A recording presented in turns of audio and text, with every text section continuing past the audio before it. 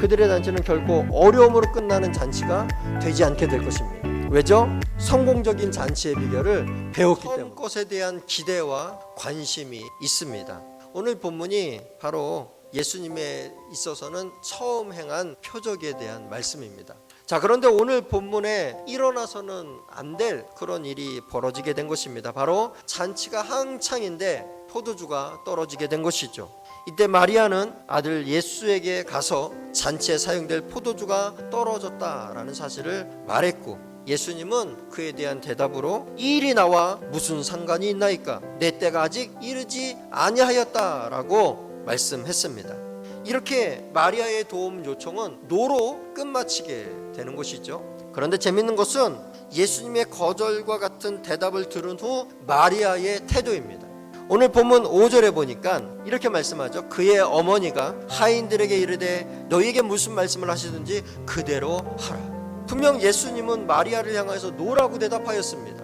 그러나 마리아는 예수님께서 이 일을 해결해 주실 것을 믿고 하인들에게 이렇게 말했던 것입니다. 오늘 이 말씀을 통하여서 우리가 붙들 첫 번째 메시지는 잔치집에 포도주가 떨어졌듯 내 삶에도 결핍이라는 것이 찾아올 때가 있는데, 그때 우리는 마리아의 믿음과 같이 주님을 찾을 것과 그 주님 앞에 나아가 주님께서 무슨 말씀을 하시든지 그대로 믿고 행할 수 있는 믿음이 있어야 된다라는 사실입니다. 마리아는 하인들에게 예수님께서 무슨 말씀을 하시든지 그대로 하라고 했고, 하인들은 예수님의 말씀을 듣고는 정말 그대로 순종했습니다. 그렇게 물을 채우라 하신즉 채웠고, 연회장에게 갖다 주라 하심에 갖다 주었습니다. 여러분, 믿음이 무엇입니까? 도저히 지키지 못할 것 같은 말씀이라 할지라도 믿고 순종하는 믿음, 이것이 바로 변화를 만드는 핵심입니다. 로잔드린 러셀의 인생은 잔치다라는 책이 있습니다. 러셀은 우리의 인생을 잔치에 비유했습니다. 하나님께서 우리의 인생을 잔치로 허락하여 주셨는데, 우리 인생의 잔치를 끝까지 유지시킬 수 있는 것은 우리의 힘과 노력, 우리가 가진 것이 아니라 주님께 있다라는 사실을 말씀하고 있는 것입니다. 여러분, 우리가 가진 것 그리고 우리의 노력은 기껏 해봐야 언젠간 고갈될 포도주예요. 지금은 아니지만 그 포도주가 언젠가는 고갈됩니다. 우리가 준비한 거는 언젠간 끝나게 되어 있어요. 그러나 하나님을 믿는 저와 여러분들은 어떻습니까? 예수님이 계시잖아요.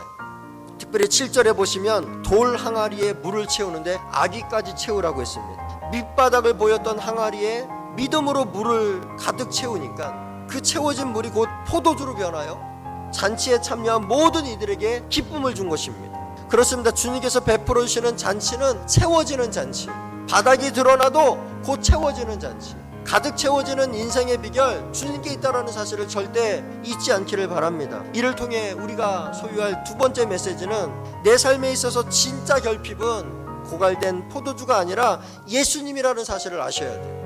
오늘 말씀을 잘 보십시오. 잔치가 망할 시점에 잔치를 구워낸 사람이 누구예요? 마리아입니까? 하인들입니까? 물론 마리아의 믿음 너무 소중합니다.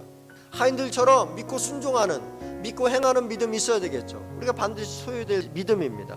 그러나 이 믿음이 있어도 예수님께서 이 사건에 개입해 주시지 않으면 아무리 우리의 믿음이 발휘된다 할지라도 이 기회가 내게 주어지지 않는다라는 거예요. 그렇게 우리의 인생의 잔치가 계속되기 위해서 포도주가 아닌 예수님께 집중해야 된다는 사실을 기억하길 바랍니다. 주님으로 인하여 잔치는 계속되었습니다. 아니, 더 좋은 포도주가 나왔기에 더 좋은 잔치가 되었습니다. 이전보다 더 좋은 삶이 펼쳐지게 된 것입니다. 누구로 인하여서? 예수님으로 인하여서.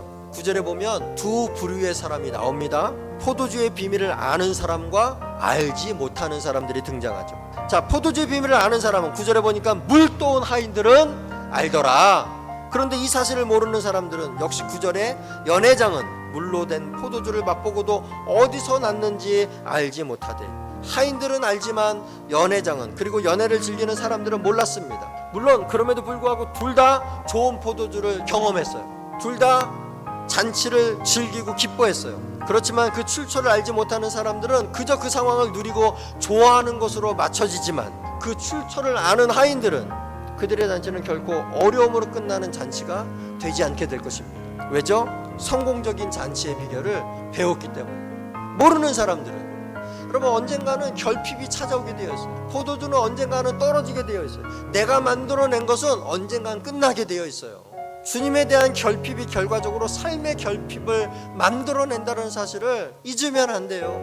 결국 주님을 모시면 결핍으로 인하여 생겨지는 모든 문제들이 해결되는 거예요. 예수님을 소유했다는 이유만으로 잔치는 오히려 더 풍성해질 수 있다는 사실을 여러분 반드시 이 말씀 꼭 기억하고 사시길 주의 이름으로 축복합니다.